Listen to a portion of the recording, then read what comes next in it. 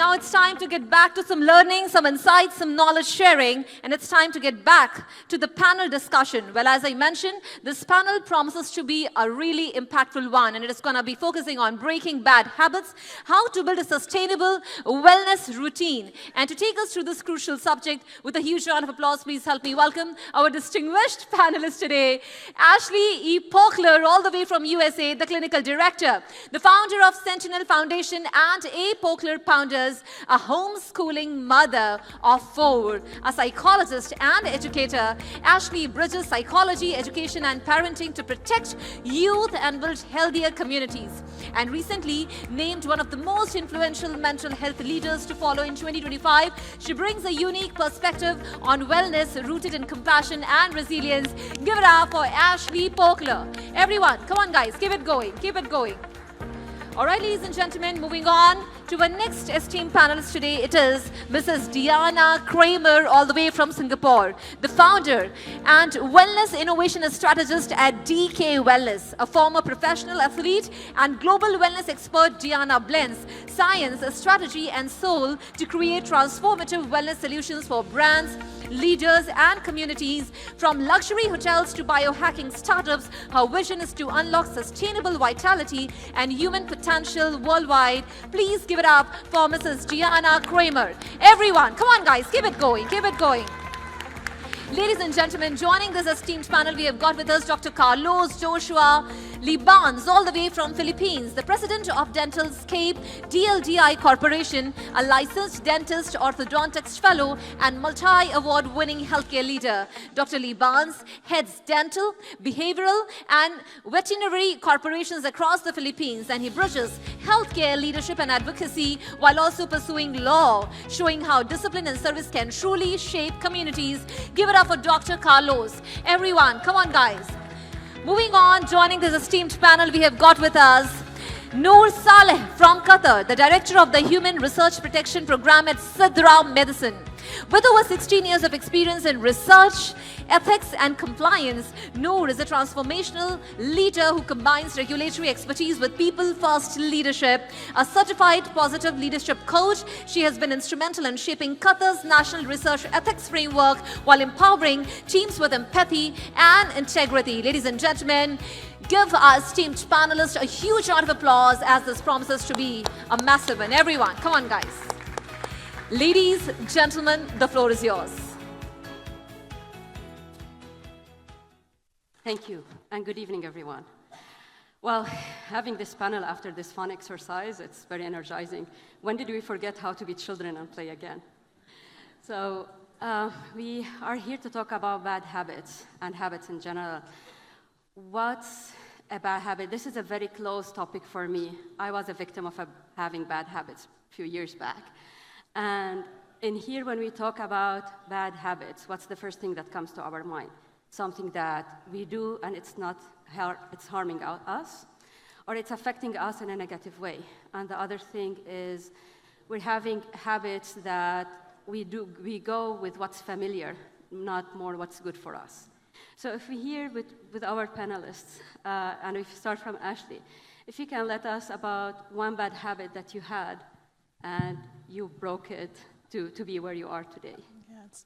So one of my biggest bad habits, it's actually a consistent struggle for me, is procrastination. I say yes to a lot of things and then have to deliver. And the way that I've found to best break that is to force myself to put aside time for different activities.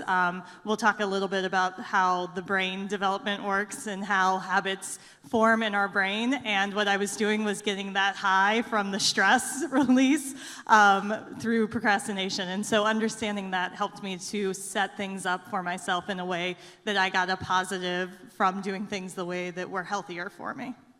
Thank you. What about you, Diana?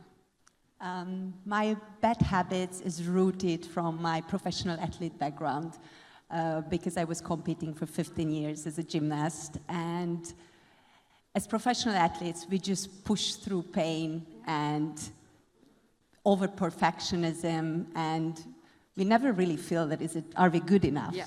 So for me, as a a wellness professional is really about finding that balance, through mindfulness, and finding through self-care that if we take care of ourselves, we can give the world the best of us, not what's left of us. I agree. I agree. Self-care is one of the things that gets you into the cycle of breaking bad habits. What about you, Carlos? One bad habit if you want to talk about. Okay, so on my part as a dentist, one of the bad habit that I have when I was still in college is doubting myself daily.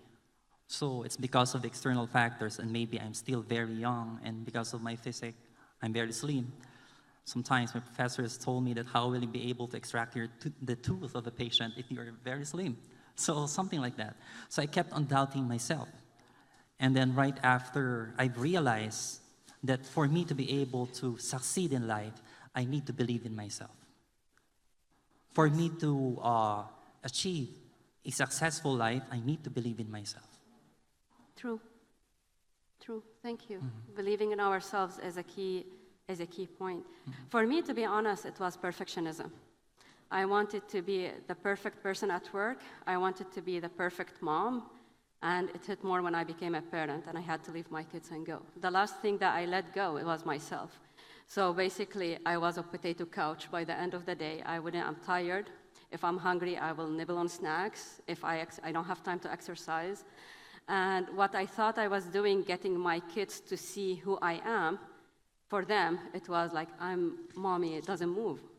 And this was a bad habit that I tried to break and have more self-care, more loving myself to take care about myself so I can take care of them better. And when we talk about habits in general, Ashley, I want to ask you, what's the science and psychology behind habits, and why breaking bad habits, or why bad habits are harder in our minds, like to handle? Yeah, so to best understand how habits form in our brain, it's helpful to know that neurons that wire together fire together and vice versa. So the more that certain synapses send each other off, the stronger they get. And the reason that bad habits tend to form more quickly and more strongly than good habits is because the bad habits tend to feed into our reward system in our brain. They send off those endorphins, they send off the dopamine. Taking a drug makes you feel better more quickly and more deeply than going to the gym day after day after day. And so oftentimes those bad habits have a sense of emotionality to them. They feed something for us emotionally, which makes those pathways stronger and deeper. And they also, again, feed that reward system. And so if you think about your synapses or your neural pathway in your brain, the more you do a certain behavior, the deeper they get. So it becomes a highway in your brain. And then you say to yourself, wait a minute, this isn't healthy for me. And you're usually in a place of stress. So you're not getting the same level of positive oomph because the stress is breaking it. And now you have to start to build a new highway, and you have to be really purposeful about it. And it takes a lot of time and energy to stop your immediate brain pathways and make them go another direction. We see that in trauma recovery as well. It's the same kind of patterns in trying to break a negative pattern for ourselves. Thank you. Well, basically what you're saying is like as well about the self-awareness of what's happening within our minds and what's affecting us, from realizing as well and understanding the patterns that we are following and how we break those patterns in a way that's creating healthier habits or healthier choices for us. Exactly. We try to talk about breaking bad habits as if it's a matter of willpower, but it's not just willpower. No. It's being really purposeful and aware and being forgiving of yourself when you inevitably mess up. Yes, I agree. I agree on that. And when we talk about habits, bad habits specifically, there is a lot of environmental factors, there is a lot of cultural factors that can affect what habits we tend and what habits we take to go.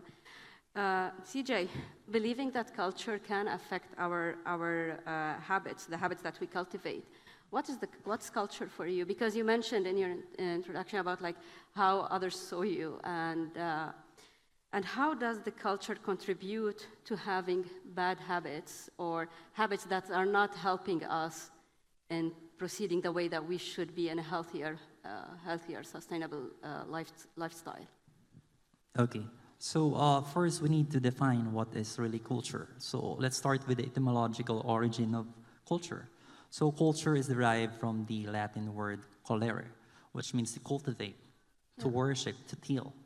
So that is the etymological origin. Then right after the 18th century, sociologists and anthropologists defined culture in relation with the human intellect.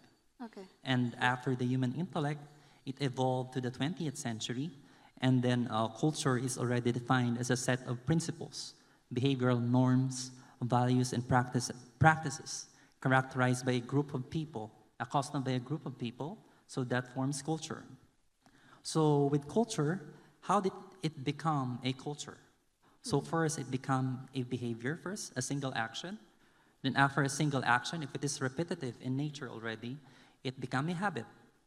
So when it is already repetitive in nature, then you share it with other people inside an organization, it will become a shared habit. So if you practice that for a long time, it will be a culture. So the problem with culture is whether it is a right. There is a dilemma regarding the moral cultures. So there are 4 types of cultures categories. We have the cultural relativism, we have the ethnocentrism, we have the xenocentrism, and the Machiavellianism. So with that, I'd just like to share what kind of culture I am instilling in my organization. So it's more of cultural relativism.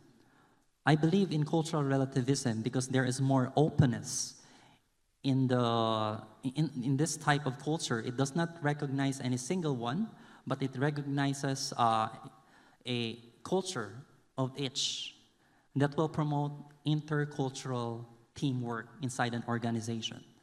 Rather than ethnocentrism, ethnocentrism is more of you evaluate a person based on your culture, but you must evaluate the person based on that culture's culture, right? So cultural relativism is more better than other cultures. So that's it. Mm-hmm. Thank you. Thank you. Actually, I agree with what you're saying. There is an African saying that says, "I am because we are." Yes, that's right. And I cannot separate myself from the environment that I am in, and at the same time, the environment cannot separate them from who I am. If I take care of myself, and then that will have the ripple effect, and then the others will take care of themselves, and we all grow up as a community. When we talk as well about like habits and the growth mindset, so Diana, would you like to let us know about like the growth mindset versus the fixed mindset when it comes to breaking bad habits and how we cultivate the healthier options? I would approach it from the longevity and the scientific perspective. So the science shows that 70 to 90%, epigenetic science by Harvard, 70 to 90% of our longevity basically depends on our micro habits. Yes. So from the micro habits which we do on a day-to-day basis, and those are small habits which not actions which we do once a year, but ones which we can infuse into our day-to-day life. And regarding the growth mindset, I think this is also you wanted to address to Ashley from the psychological perspective, but I will answer it from the scientific and from the biohacking and longevity perspective. Also, for example, sleep. So sleep is one of the 4 pillars of longevity.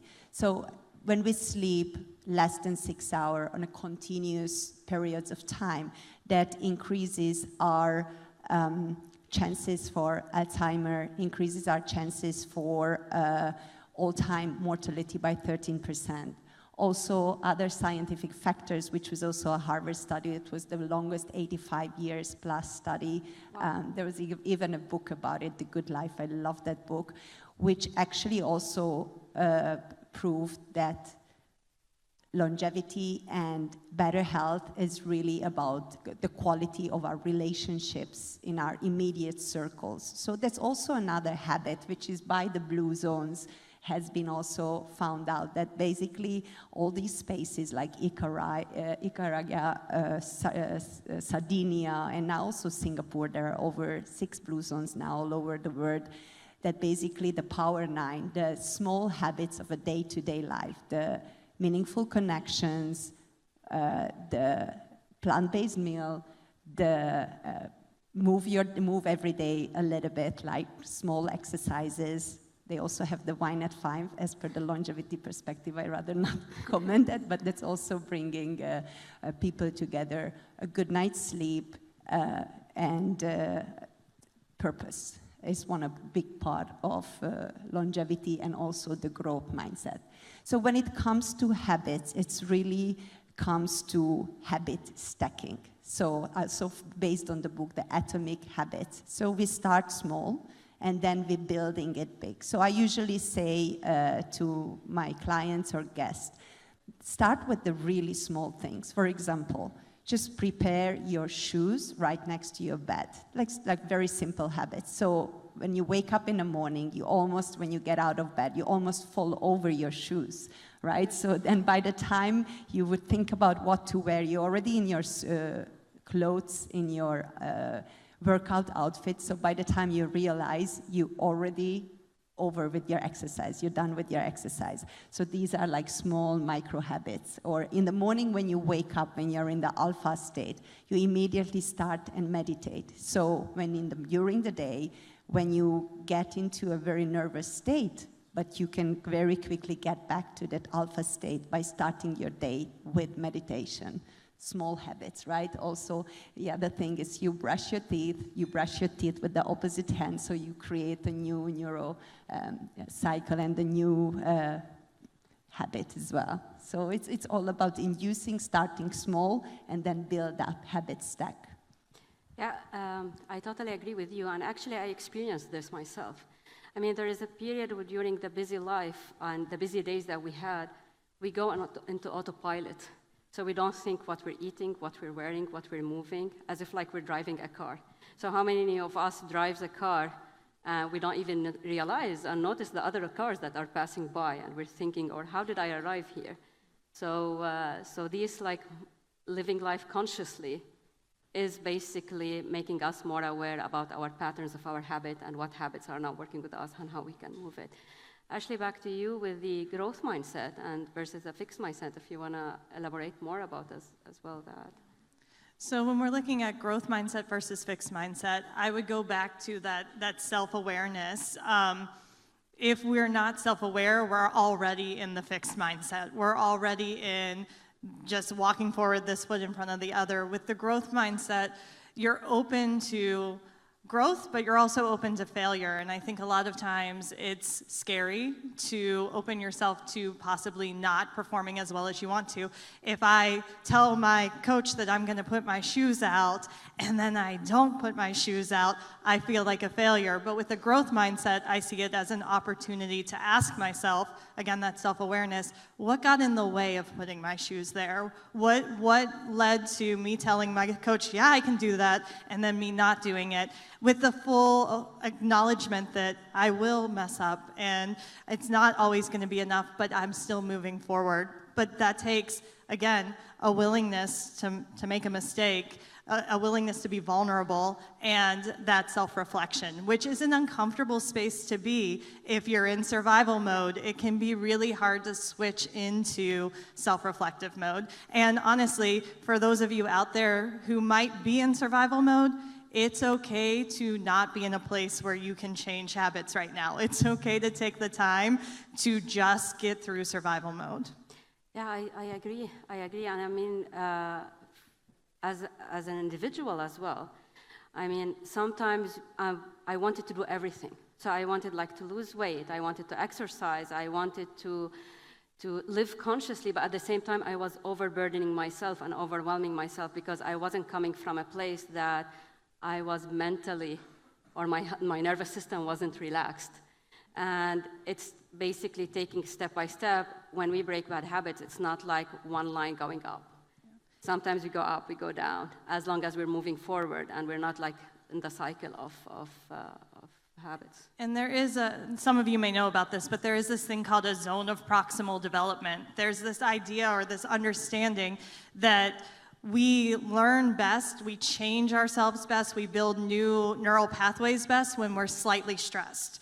Just a little bit outside of our comfort zone is where we learn the best. If we push ourselves too far out of that comfort zone because we're asking ourselves to do too much or because we're in a state of stress, we don't learn anything. Our brain is incapable of building new pathways when it's under too much stress. So you made it to the point where your brain couldn't do all of that. You were physiologically unable to. Thank you. Yeah, it's actually by small, tiny steps, one step at a time. CJ, when we talk about, and we were talking about like habits and the growth mindset, when it comes to organization, and you're leading a very big organization, you're doing a lot of services.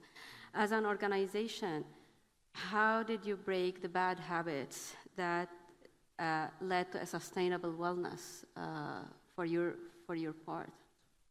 Okay, as one of the organizational leader, I break my bad habits by first determining which is the bad habit and which is the good habit. Okay, so when you already determine what is the bad habit, that's the time that you need to accept it, that that's your bad habit. Without accepting it, you will not realize that you have this. So whenever you determined already the bad habit that you have, you need to redirect it from a negative side to a positive trait.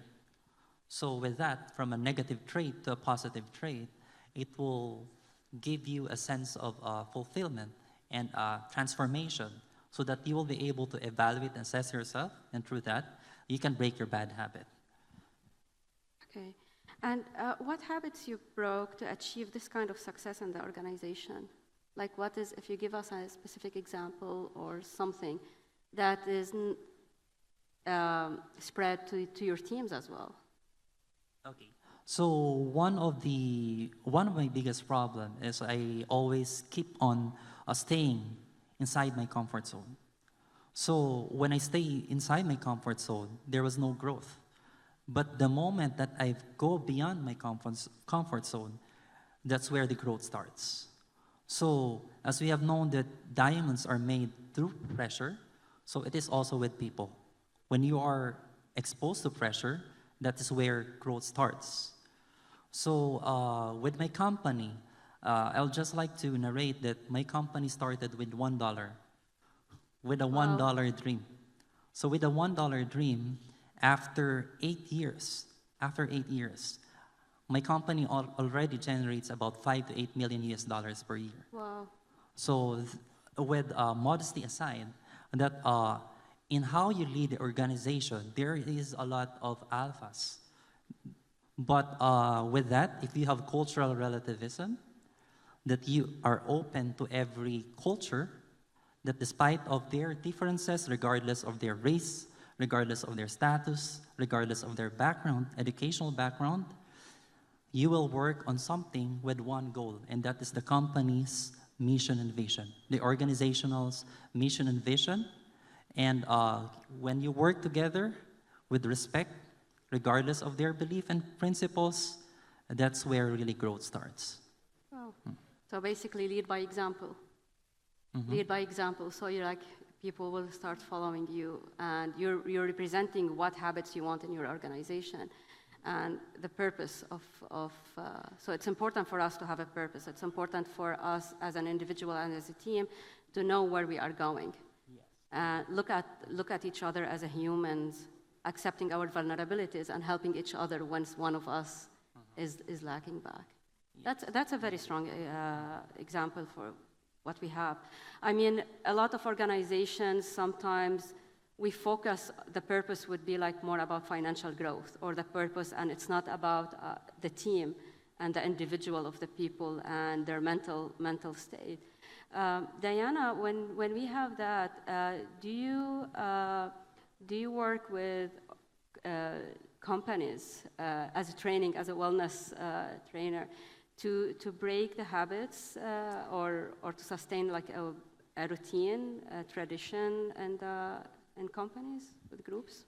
Also working with companies, but based on my background, creating more like social wellness clubs, longevity clinics, and concepts where maybe companies are coming and bringing their employees or the colleagues, and they finding their habits there, that let's say instead of going to a restaurant and eating and drinking, they bringing their partners or their colleagues to a social wellness club, and they go to the hyperbaric chamber together, or they go to a cryo chamber and they have a good laugh, or the infrared sauna. So there are new ways of socializing in a wellness environment, or going for a walk as a meeting. So yeah, it happens, but more in the social aspect of it. Social and the wellness aspect, yes. in a club setting. Yeah. I mean, yes. At the end of the day, it's individuals what's making the company. It's their social interaction. We spend more time within our organization, like 8 hours in a day that we spend with our colleagues, and our habits transfer to each other. And when we see one of our colleagues doing good, we would follow. When we see like someone bringing or snacking all the time, people like kind of tend to follow each other. What we just did actually in one of the examples, like we just followed. Ashley, you work with organizations, and we are speaking now about individual habits and how individual habits, when we break it, what we look forward, how we improve. But when we talk about, I know that you work with families, you work with organizations, you work with groups that they've been in difficult situations, and you try to protect the children as well. So what barriers and takeaways can you share with the group about the type of the work that you do, and how we can break bad habits or habits that are impacting children in a negative way? Yeah, so by the time that I'm called into an organization to provide usually consultation, usually some sort of programming to help right the ship, it's already a pretty toxic work environment. I'm not usually called in until something bad happens, whether it's children are harmed. I get called into schools a lot after suicide attempts of students. And what I find is something that I was taught in my textbooks about family therapy coming up to the front all the time, and that's the idea that systems run on homeostasis. So every time you try to tweak a system, the system writes itself back to what it knows, similar to how our brain tries to write itself back to what it knows. And so what I find is the best way to break that barrier is to get into the space. I come into the space and I get a really good understanding of the culture, understanding what are the norms, what norms do people hold strongly, what norms are just this is what we do because it's what we've always done. And I am careful, and I want to acknowledge this too, I don't put labels on it. It's not a good policy or a bad policy. I tend to lean more towards adaptive and maladaptive. At some point, that norm was helpful for the company, was helpful for the school. Oftentimes, I run into schools or families doing everything they can to protect privacy. They don't want their information out there, but in doing so, they're not seeking help or accepting help where they could or where they should. So it's adaptive until the point that it becomes problematic. And so helping them to name for themselves, instead of me telling them, helping them to identify what practices are adaptive, what practices are maladaptive, what gaps do we have in ensuring our final mission, which for schools is children's well-being and growth. For families, it's children's well-being. For organizations with asking me to come in and provide healthcare services, it's burnout and employees aren't coming to work and we just need them to show up. It's finding the gaps that are in the way of getting to that final mission, but we have to name the mission or the purpose first. Thank you.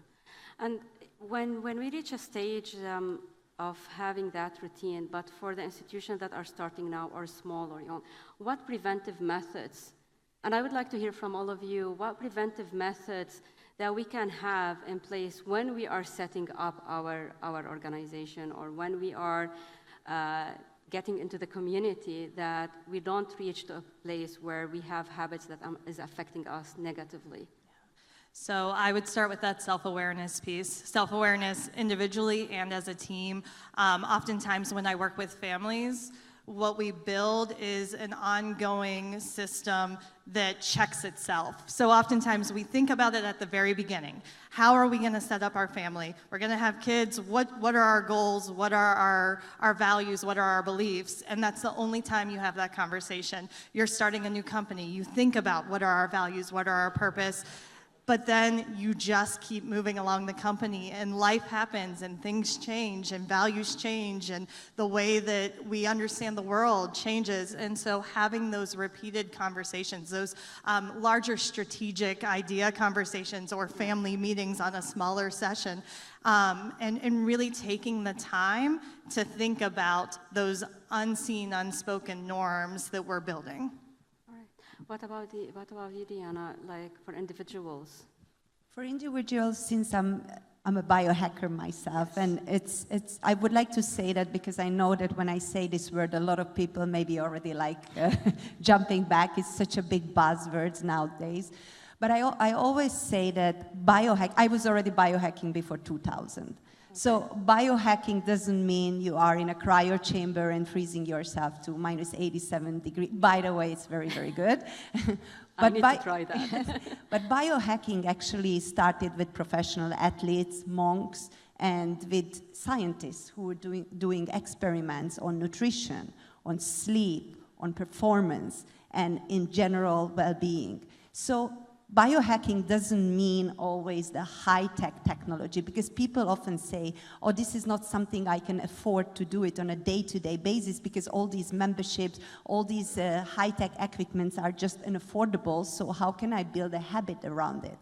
But I would like to mention here that all of these high-tech technologies and biohacking has a low-tech alternative. Okay. The reason why we need to be really ahead of time with all these state-of-the-art technologies, because our life is also so much ahead of time. We are so far away from nature in the day-to-day life that we need to be also very advanced with all the techniques and all the recovery systems we're implementing into our life to stay in balance.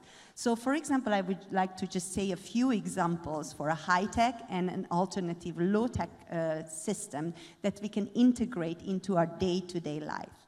So, for example, a hyperbaric oxygen chamber, which is infusing the body with 50 or even 80% more oxygen, reducing inflammation in the body and cellular repair, or an intermittent hypoxic training, which is equivalent with an altitude training. So all of these are really high-tech technologies, but they also have a low-tech version. So we can do diaphragmic breathing, pranayama, breath-holding techniques, or training in high altitude. So we go to the Alps, let's say to Switzerland, or different countries in the world, anywhere, even I used to live in India in the Western Ghats, 900 meter high. So then you do exercises a little bit in altitude training, and that's also training your VO2 max and in general your cardiovascular health. Or another technology, for example, photobiomodulation and infrared near or infrared far light. So we can either go to an infrared sauna or we can go to a red light bed, or what we can do in the morning, 1 hour after sunrise or 1 hour before sunset, when the red lights and the infrared lights around 570, 620 nanometer, that's when the light penetrates under the skin, and then it's also improving collagen production and mitochondria ATP production as well as inducing detoxification, removing heavy metal from the body. So instead of, of course, it's really great to have the infrared sauna and the red light, but we can also go outside, looking into the sun, exercising as best right after sunrise, because then the UV lights and the blue lights are still very completely actually out for 1 hour, so that's not something we need to worry about. Or another example, and I could go on the whole afternoon until the evening, but then we're never gonna have that dinner, because this is something I love to talk about, like a PEMF. So PEMF is pulsed electric magnetic field, which is basically helping us to recover the cells, to ground our system, and also for all the injuries in the body, create like a magnetic field to recover the body. But again, it has a natural alternative. Take off the shoes, put the feet on the ground, and receive that earthing from Mother Earth. Go to the sand, especially volcanic sand, so if you can go to Bali is the best, and then put your feet in the ground, or just anywhere you live in the morning, sit outside and meditate. And I could go on, but I will pass it. Actually, well, it seems that I'm biohacking, but in the low-tech side. I mean, the grounding, I found that the grounding and walking down on the beach, touching the salt water as well, it really have a relaxing effect on me. Like if I'm stressed, I become like less stressed. And I found out following these techniques of breathing, yoga, meditation, I became less tolerable for, like if there is a stress, I know how to go back to my relaxed state. So I learned to understand my nervous system as well better, and the road of becoming all the time in fight or flight mode, these techniques helped me like to stay calm, to understand life better and live consciously on those aspects. And exactly, this is fantastic. And another very good low tech technique for you, instead of the cryo chamber, which is in minus 87 degree, reducing inflammation, promote recovery, and also endorphin production as well, right? Then just sprinkling cold water into the face to activate the vagus nerve, or ice bath, of course, is also great, or just a cold shower in the morning, right? After the grounding, maybe walking on the street. It will make you shake. Exactly, and then it's also, it's a beautiful way of recovering. Interesting. And Carlos, CJ, what about you? I mean, like, what preventive methods? Now your organization is big, you have the culture, you have the purpose, you have the people following your lead. What's preventive measures or self-aware steps that you take as a leader and as an organization, so that you make sure that you are on track and you're not following or falling into a habit that is not helping the organization? Okay, as a preventive measure, being an individual, first you need to have self-discipline. So self-discipline is the ability when you need to do something, whether you like it or not.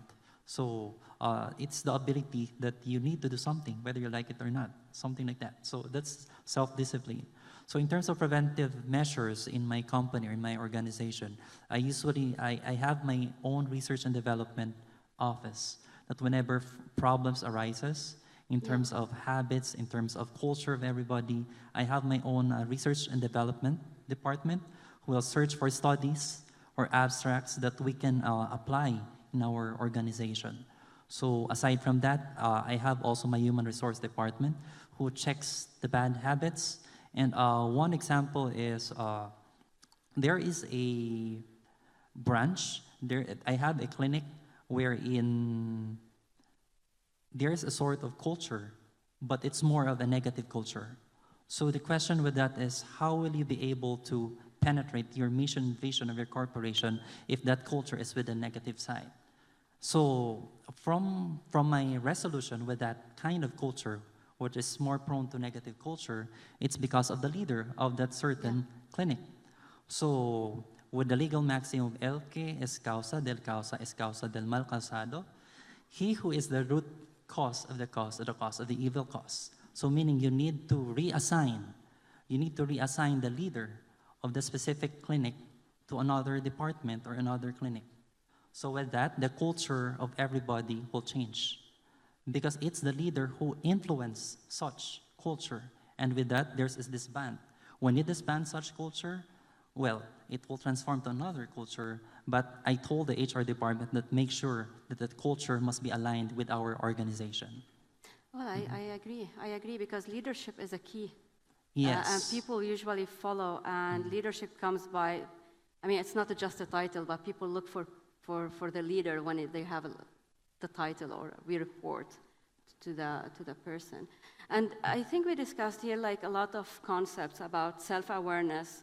Discipline is a very key thing because it's very easy to fall back to what's comfort for us. I mean, until you become aware of it, I'm like, nope, I want to go back. And you do all of these habits until you do all of these steps until you have it as a habit, as a new habit, forgetting and not liking what you were before. I cannot recognize myself where I was before and where I am right now. So it's a change. It's a work in progress all the time. So it's easy to fall back, and we have to be gentle with ourselves, I believe. So it's okay to have to go down, and it's okay to realize it and then do it again. We're not starting from scratch. We're starting from like experience. We're starting from processes that we've done. So we talked about self-awareness, discipline, self-care, techniques that can help us to do it, and what preventive methods that we can use in an organization. Before our time, is there anything that you would like to say, and we didn't cover in our conversation, that you would like to bring to the group? We can start with you, Ashley. Do you want to add anything to the? I think just that that self-reflection is the same as the habits we were talking about. The more you practice that, the easier it becomes, and the more self-reflecting just becomes part of how you navigate your day. And you'll look back and realize that you're just doing it as part of your day-to-day life. So treat it the same way that you're treating these behaviors that you're trying to change. Self-reflection is a behavior, and it does take practice. Thank you. Diana? All I would say or add that it's really about the day-to-day, and it's about the smallest things. Sometimes it's just to take a minute to do a box breathing. Just during the day to really reflect, just take 4 circles of breath, and a little bit reflect and be more conscious. And it's totally fine to be out of track, but then again, to find that mindfulness, find that balance, and find that path you want to walk on, and just let go all the stories. Let go all the stories and be conscious, be mindful, be purposeful. Yeah. Well, you mentioned something interesting that I practice, which is the box breathing. Are you aware of what box breathing is? Can you please raise your hands who know it? Okay, we have a few here. Would you like to lead us on a box as a group? I think that would be really nice because it's a long day and I know it always works like magic. So I just would like to ask everyone, if you have your legs crossed, just maybe put both your feet on the ground and find a really comfortable way of sitting. That just really be a little bit more comfortable than how you were sitting in the past half an hour. And just imagine a rope attached to the crown of your head, and feel that rope is pulling up, creating some space between your vertebrae. And then maybe you can gently just close your eyes. We will take 4 breaths. We inhaling for the count of 4, we'll hold for 4, exhale for 4, and hold on the bottom. So all together, let's breathe through the nose for the count of inhale. 1, 2, 3, 4. Hold 4, 3, 2, 1. Exhale through your nose. 4, 3, 2, 1. And hold. 1, 2, 3, 4. Now inhale deep. 1, 2, 3, 4. Hold. 1, 2, 3, 4. Exhale. 1, 2, 3, 4. Hold. 2, 3. When you take the next inhale, feel that the crown of the head is lifting up, your sternum is lifted, hold. When you exhale, relax your face, relax your shoulders, and allow yourself to be really heavy on your chair. For the next inhale, invite peace and calming. Hold. And when you exhale, release every tension, any stress, any pain in your body right now. Allow your face to relax, your shoulders to relax, and to be completely present. Nice. This is box breathing. Just 4 breaths, and you already feel that you're just a little bit more home to yourself. Thank you. Actually, I look at the room, and I did the first 2 breaths, and then I'm observing, and you can see that the calmness, like you can see even the faces, it relaxed a little bit. And I think it didn't take us like 1 minute or 2 minutes, but this is something that we can practice throughout our day when we're having stressful, like to bring ourselves back to the center and getting ourselves grounded and full of oxygen as well in that. CJ, so if you want to tell the group one thing that we didn't cover, what would it be? Would you like to share one item that we didn't cover and you would like to share? Okay, so one of the few things that I will share is about my success of my organization, that do not be afraid of failing. Because I failed a lot of times since I was in college. I failed a lot of times during college days. I failed a lot of times during my being a president at the age of 23 years old. Wow. So I'm handling about different ages of doctors, about 200 doctors, Wow. perhaps. And then I'm handling about more than 15,000 patients per month. So do not be afraid of failure, because through failure, you will learn it the most. You will learn the best things through failure. I'll borrow the quote of Michael Jordan. He failed 9,000 shots.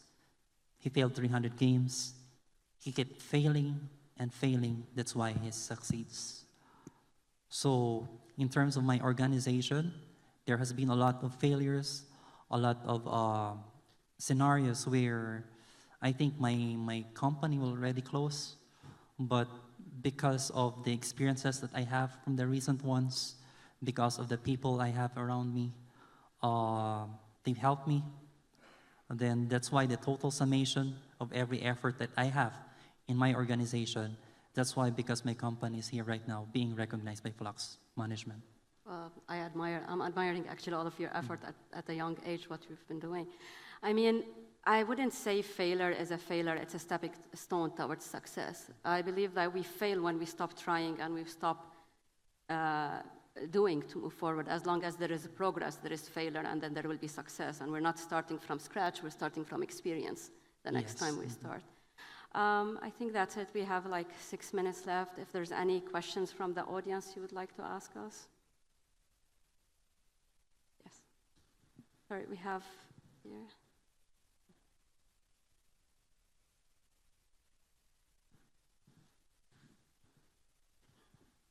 The mic, Mr.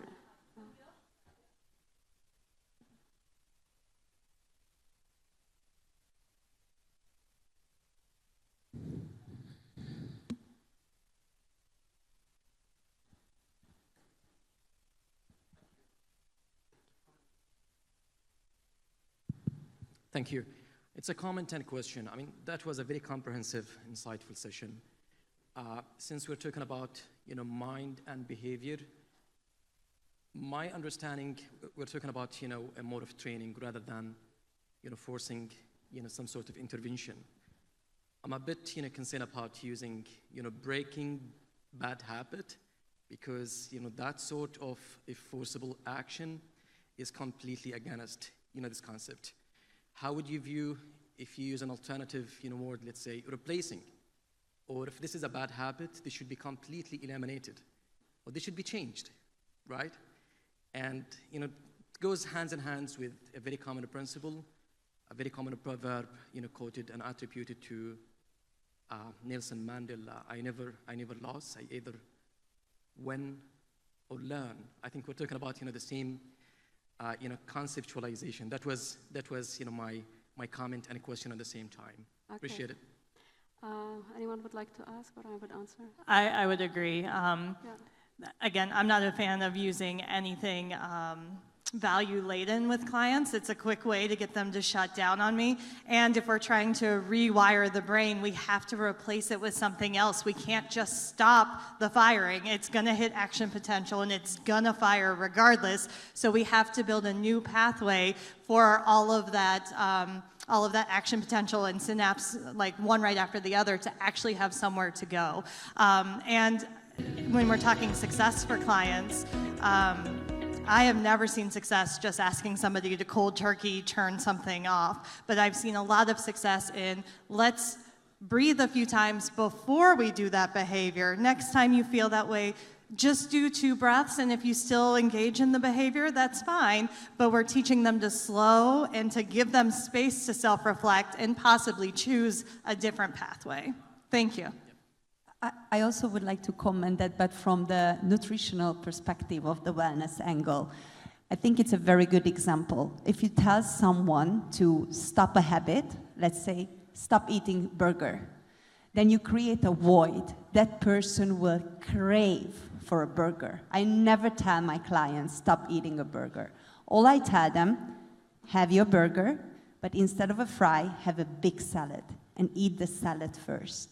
So you still have your safety as your habit on the side, but you consciously start to replacing it with a better habit, and you actually start to feel much better. And then maybe you will eat half of that burger, or maybe replacing it with a salmon steak. I'm just saying something. Or a nice hummus. When they are ready for it. Yes, Yes. that's correct. And I agree as well with what you're saying. Yeah, we don't want to create the void, because Yes. the void, we can then fill it with another bad habit. Maybe we get rid of one, and then we have Right. a void for another one. That's it. Our time is up. Any other question before we? We have a question. Sorry. Towards the end, please.